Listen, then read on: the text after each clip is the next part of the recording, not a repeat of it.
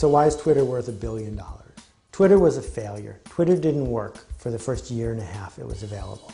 And the reason is they didn't have the right sneezers inside the right hive.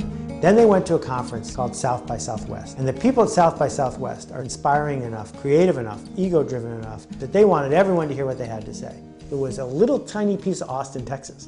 And in that little tiny conference, you did not want to be left out. And as people at South by Southwest started using Twitter, other people felt left out. As a result, this company built this insanely powerful tool in the shortest time in history to reach 10 million users. Radio took 35 years to reach 10 million people, and Twitter, from the moment it tipped at South by Southwest, took about 6 months.